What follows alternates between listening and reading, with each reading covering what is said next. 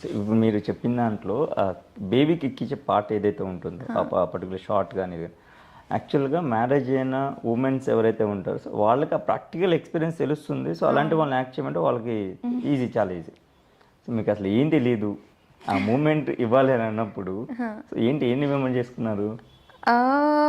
To be honest నాకు actually అంటే అభిరామ్ ఉండి ఇది ఒక సీన్ ఉంది, ఎలా చేయాలనుకుంటున్నావు, ఎలా చేయాలి అనుకుంటున్నావు అని చాలాసార్లు అడిగాడు.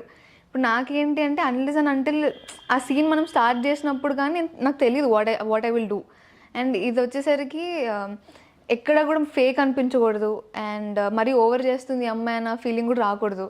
సో ఎలా చేయొచ్చు, ఏం చేయొచ్చు అని చెప్పేసి I was in the character and I was like, okay, but what if I'm really pregnant? What if I'm actually carrying a baby? మేము ఏఆర్ రెహమాన్ గారిది ఒక సాంగ్ ఏదో ప్లే చేశారు, తమిళ్ రిలేటెడ్ సాంగ్. ఇన్ జనరల్గా నేను ఏంటి అంటే ఏదైనా సాంగ్ వింటే ఆ మూడ్కి వెళ్ళిపోతాను. సో ఆ సాంగ్ కూడా యాక్చువల్లీ హెల్ప్డ్ మీ. సో ఆ సెటప్ అంతా కూడా చాలా సైలెంట్ ఉండే. ఓన్లీ ఆ ఒక్క సాంగ్ ప్లే అవుతుంది, camera zoom in track in అవుతుంది. And I could literally feel that okay I'm actually pregnant, లేకపోతే ఆ ఫీలింగ్ ఎలా ఉంటుంది అనేది ఐ వాజ్ ట్రయింగ్. సరే ఏమొస్తే చేద్దాం ఫస్ట్లీ అని చెప్పేసి అలా చేశాను.